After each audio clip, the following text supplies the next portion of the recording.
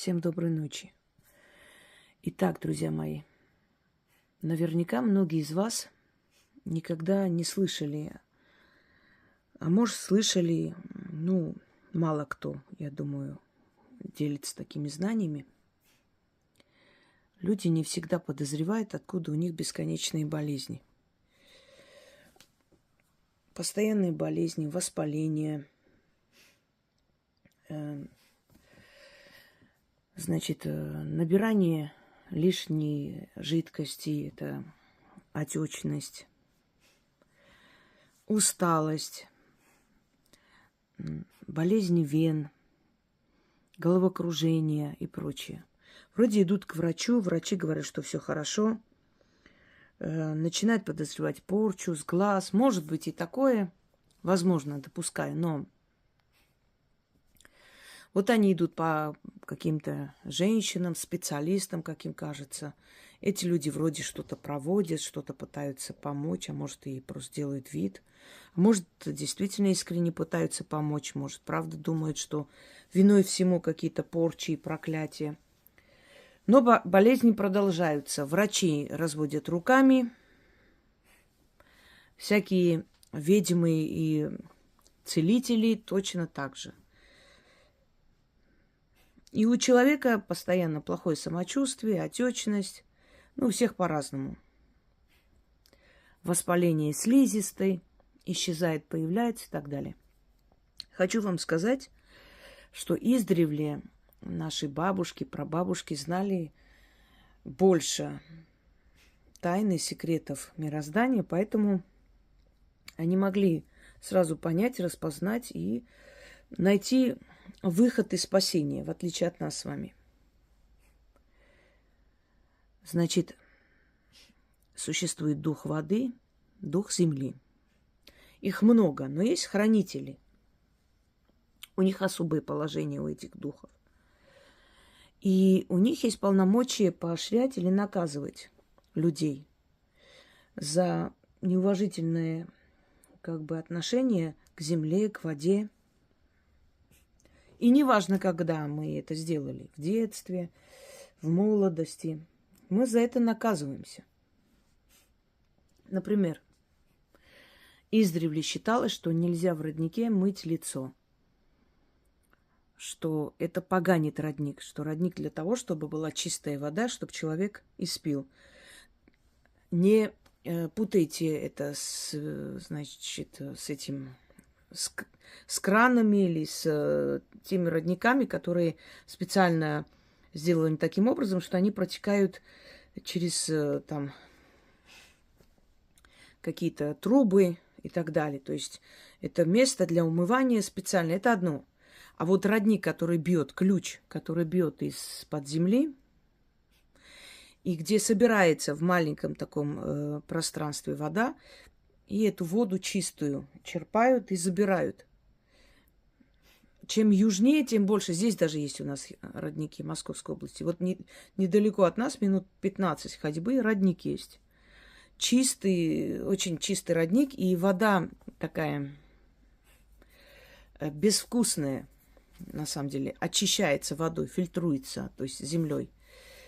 И вот в этих родниках, где вода собирается, и где воду черпают и забирают домой, там мыть лицо нельзя. Есть такое выражение, говорили, вода поймает. Вода поймала. Забрала здоровье у человека. И чтобы такое не происходило, нужно было обязательно себя отчитать. Были определенные обряды. Нельзя было мешать живому существу, которое пьет воду. Даже если змея пьет воду, нельзя было змею тревожить. Лягушку, кошку, птицу запугать. Даже если твой враг пьет воду, никогда нельзя было его трогать. Это считалось подлостью, и это считалось нарушением вселенского закона. Понимаете, мироздание держится и держалось на конах. То есть на законах, обычаи, традиции, наследие народов. Это все определенные законы морали, на котором держится и народ, и мир. Если враг твой ночью пришел к тебе, ему идти некуда, прими его. Потому что он покорился, он пришел просить о помощи. Если твой враг пьет или ест, не трогай его в этот момент. Нельзя было, то есть стрелять даже во время войны, если видели, что человек пошел за водой. Это считалось подлостью. Это было наказуемо. Такой человек не был воин, он был палач. И поэтому, будучи детьми, если кидали камни в родник, не в реку, не в озеро, в родник, если поганили родник, если ноги там помыли, лицо помыли, харкнули туда, если кошка и собака, которые пили воду, кинули камень, развлекаясь, и напугали живых существ, которые пили воду. Еще, если вы в реке пошли купаться и там помочились или сделали еще чего-нибудь. И так далее. Ну вот подобные вещи. Вы обидели воду. У вас всю жизнь будут болезни, связанные с водой. Это отечность, это сыпь постоянно, это воспаление мочеспускательных путей и половых органов. Все, что связано с водой, со слизистой человека и прочее. У вас постоянно будут такие болезни. А теперь вспомните, вы в детстве такие вещи делали. Что-нибудь из этого, если вспомните, сразу же поймете, откуда у вас данные болезни, которые вроде бы не смертельны, но мучают вас. И которые не поддаются лечению почему-то. Через некоторое время опять возобновляются. Так вот, пока поговорим о воде, потом перейдем к земле. Так вот, если вы такое делали, вы обидели воду, водный дух. Он вас поймал. То есть он забрал ваше здоровье. Он внедрил вам болезни. Что нужно делать? Идете к бегущей воде. Это должен быть источник. Это может быть родник, но лучше, конечно, родник не пачкать, а идти к большой реке, тоже бегущая вода. Не озеро, не пруд, не море. Вода бегущая. Река. Водоканал, пускай будет искусственный. Маленькая речка. Источник. Опять же, бегущий. Вам нужно зашить пуговицу на одежду, в которой вы пойдете. Дополнительную пуговицу. Вы же свою не хотите рвать.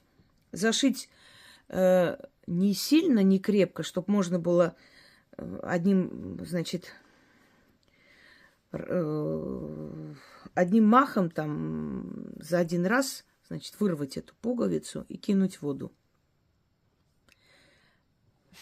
Не сильно зашейте, то есть не крепко, не намертво.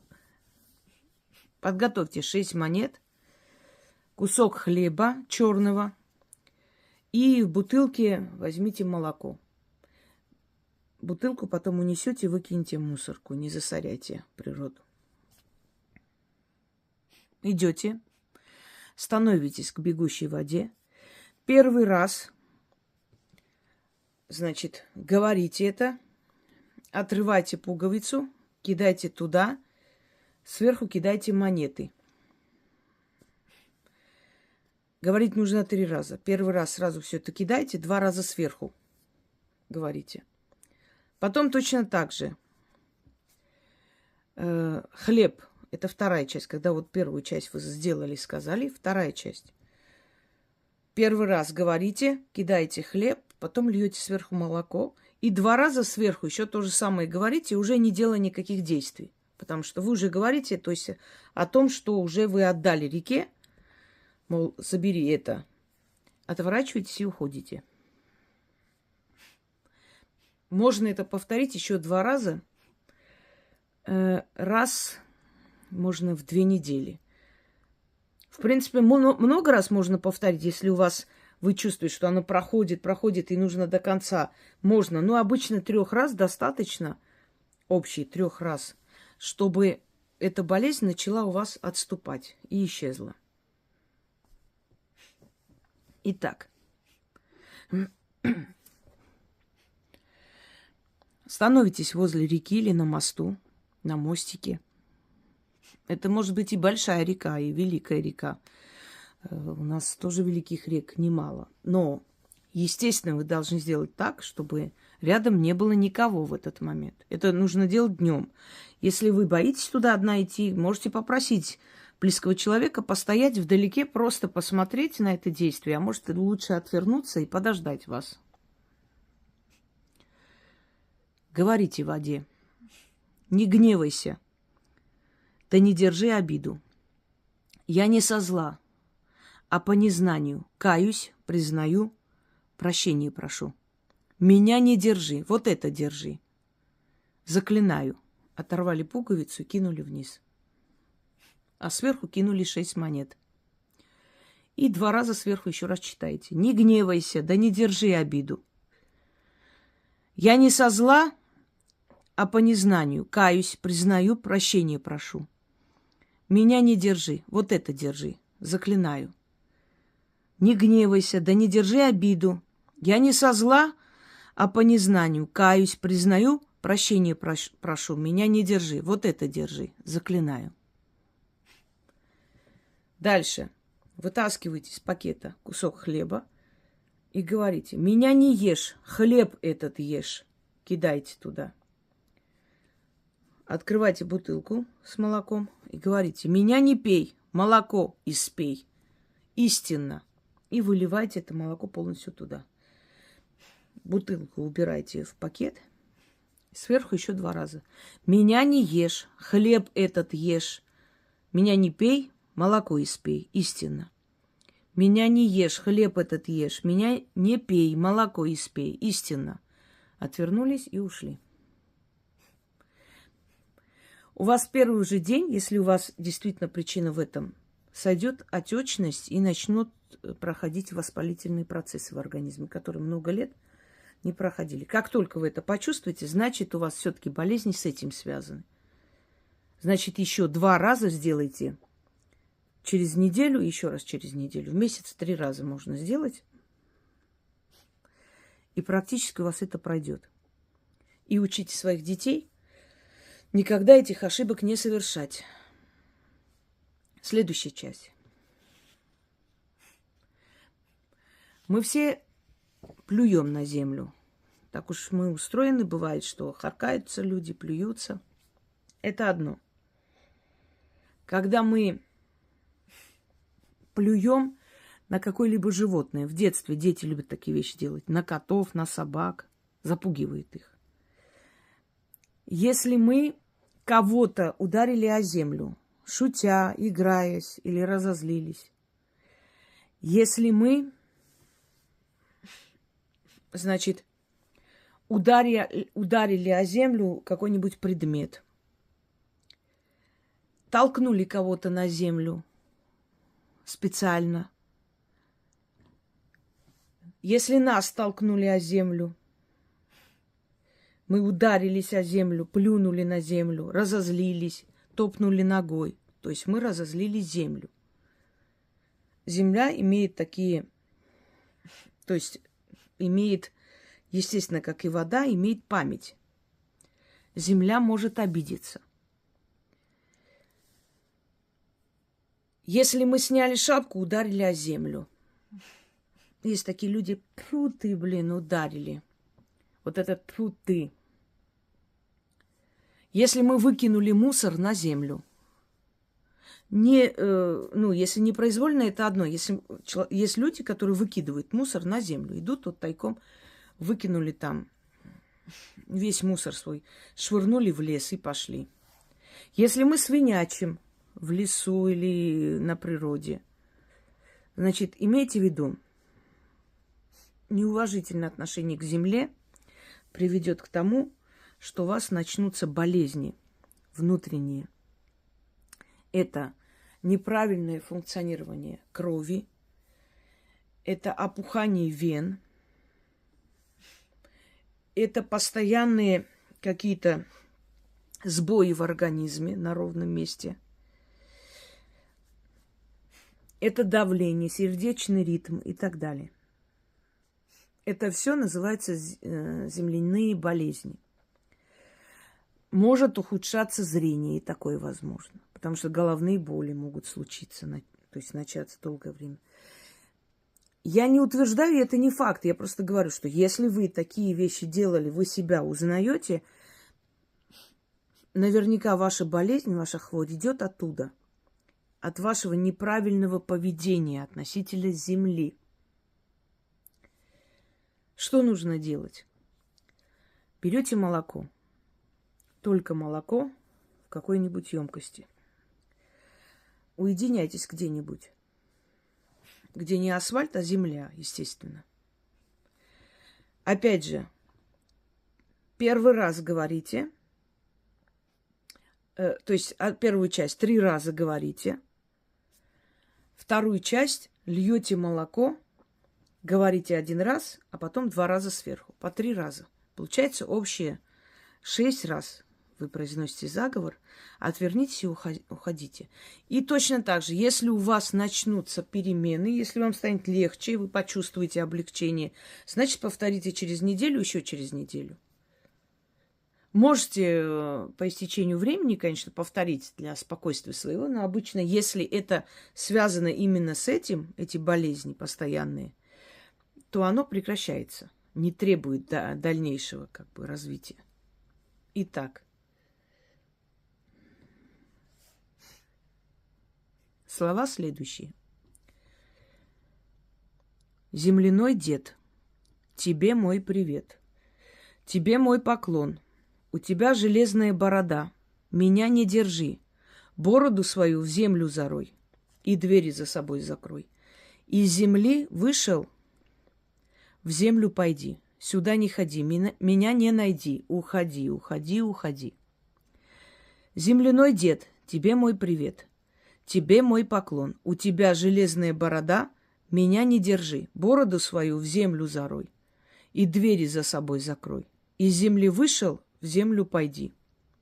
Сюда не ходи, меня не найди. Уходи, уходи, уходи. Земляной дед, тебе мой привет, тебе мой поклон. У тебя железная борода, меня не держи. Бороду свою в землю зарой и двери за собой закрой. Из земли вышел, в землю пойди. Сюда не ходи, меня не найди. Уходи, уходи, уходи. Открывайте молоко, начинайте лить в это место. На землю.